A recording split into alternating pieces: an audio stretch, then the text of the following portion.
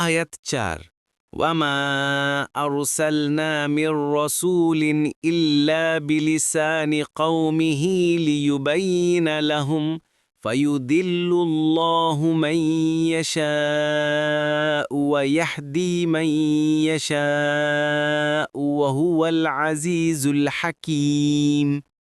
অনুবাদ: আর আমরা প্রত্যেক রসূলকে তার স্বজাতির ভাষাভাষী করে পাঠিয়েছি তাদের কাছে পরিষ্কারভাবে ব্যাখ্যা করার জন্য। অতঃপর আল্লাহ যাকে ইচ্ছে বিভ্রান্ত করেন এবং যাকে ইচ্ছে সৎ পথে পরিচালিত করেন, এবং তিনি পরাক্রমশালী, প্রজ্ঞাময়। তাফসির: ১ নং ফুটনোটের বিবরণ, অর্থাৎ আল্লাহ যে সম্প্রদায়ের মধ্যে যে নবী পাঠিয়েছেন তার উপর তার ভাষাই নিজের বাণী নাজিল করেছেন। এর উদ্দেশ্য ছিল সংশ্লিষ্ট সম্প্রদায় যেন নবীর কথা বুঝতে পারে এবং যা নাজিল হয়েছে তাও জানতে পারে। ইবনে কাসির বলেন, যাতে পরবর্তী পর্যায়ে তারা এ ধরনের কোনো ওজর পেশ করতে না পারে যে আপনার পাঠানো শিক্ষা তো আমরা বুঝতে পারিনি, কাজেই কেমন করে তার প্রতি ঈমান আনতে পারতাম। এ উদ্দেশ্যে কোনো জাতিকে তার নিজের ভাষায়, যে ভাষা সে বোঝে, পয়গাম পৌঁছানো প্রয়োজন। ২ নং ফুটনোটের বিবরণ, আদম আলাইহিসসালাম জগতে প্রথম মানুষ। তিনি তাকেই মানুষের জন্য প্রথম নবী মনোনীত করেন। এরপর পৃথিবীর জনসংখ্যা যতই বৃদ্ধি পেয়েছে, আল্লাহ তাআলার পক্ষ থেকে বিভিন্ন নবীর মাধ্যমে হেদায়েত ও পথ প্রদর্শনের ব্যবস্থা ততই সম্প্রসারিত হয়েছে। প্রত্যেক যুগ ও জাতির অবস্থার উপযোগী বিধিবিধান ও শরিয়াত নাজিল হয়েছে। শেষ পর্যন্ত মানব জগতের ক্রমবিকাশ যখন পূর্ণত্বের স্তরে উপনীত হয়েছে, তখন সাইদুল আউয়ালিন ওয়াল আখিরিন ইমামুল আম্বিয়া মুহাম্মদ সাল্লাল্লাহু আলাইহি ওয়াসাল্লামকে সমগ্র বিশ্বের জন্য রাসূল রূপে প্রেরণ করা হয়েছে। তাকে যে গ্রন্থ ও শরিয়ত দান করা হয়েছে তাতে তাকে সমগ্র বিশ্ব এবং কিয়ামত পর্যন্ত সর্বকালের জন্য স্বয়ংসম্পূর্ণ করে দেয়া হয়েছে। এখানে এটা জানা আবশ্যক যে এ আয়াতে যদিও বলা হয়েছে যে আল্লাহ তাআলা প্রত্যেক নবীকে তার জাতির কাছে পাঠিয়েছেন, কিন্তু অন্য আয়াতে স্পষ্ট করে দিয়েছেন যে আল্লাহ তাআলা মুহাম্মদ সাল্লাল্লাহু আলাইহি ওয়াসাল্লামকে সমস্ত মানুষের জন্যই রাসূল করে পাঠিয়েছেন, কোনো জাতির সাথে সুনির্দিষ্ট করে নয়। যেমন আল্লাহ বলেন, কুল ইয়া আইয়ুহান নাসু ইন্নী রাসূলুল্লাহি ইলাইকুম জামিআ, সূরা আল আরাফ ১৫৮। আরও বলেন, কত বরকতময় তিনি, যিনি তার বান্দার উপর ফুরকান নাজিল করেছেন, সৃষ্টিজগতের জন্য সতর্ককারী হতে।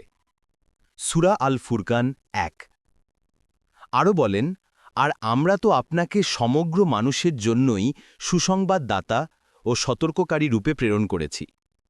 সূরা সাবাহা ২৮ ইত্যাদি আয়াতসমূহ, যা থেকে প্রমাণিত হয় যে মুহাম্মদ সাল্লাল্লাহু আলাইহি ওয়াসাল্লামের রিসালাত সমস্ত সৃষ্টিকুলের জন্য, প্রতিটি ভাষাভাষীর জন্য। প্রতি ভাষাভাষীর কাছে এই বাণী পৌঁছে দেওয়া মুহাম্মদ সাল্লাল্লাহু আলাইহি ওয়াসাল্লামের কর্তব্য। আদওয়া উল বায়ান। ৩ নম্বর ফুটনোটের বিবরণ, এ আয়াত এ প্রমাণ বহন করে যে যা দিয়ে আল্লাহর কালাম ও তার রাসূলের সুন্নাত স্পষ্টভাবে বোঝা যাবে ততটুকু আরবি ভাষাজ্ঞান প্রয়োজন, এবং আল্লাহর কাছেও প্রিয় বিষয়, কেননা এটা ব্যতীত আল্লাহর কাছে যা নাজিল হয়েছে তা জানা অসম্ভব। তবে যদি কেউ এমন হয় যে তার সেটা শিক্ষা গ্রহণ করার প্রয়োজন পড়ে না, যেমন ছোটকাল থেকে এটার উপর বড় হয়েছে এবং সেটা তার প্রকৃতিতে পরিণত হয়েছে, তাহলে সেটা ভিন্ন কথা, কারণ তখন সে আল্লাহ ও তার রাসূলের বাণী থেকে দ্বীন ও শরিয়াত গ্রহণ করতে সক্ষম হবে, যেমন সাহাবায়ে কিরাম গ্রহণ করতে সক্ষম হয়েছিলেন। ৪ নম্বর ফুটনোটের বিবরণ, অর্থাৎ আমি মানুষের সুবিধার জন্য নবীগণকে তাদের ভাষায় প্রেরণ করেছি, যাতে নবীগণ আমার বিধিবিধান উত্তম রূপে বুঝিয়ে দেন। কিন্তু হেদায়েত ও পথভ্রষ্টতা এরপরেও মানুষের সাধ্যাধীন নয়। আল্লাহ তাআলাই সশক্তি বলে যাকে ইচ্ছা পথভ্রষ্টতায় রাখেন এবং যাকে ইচ্ছা হেদায়েত দেন।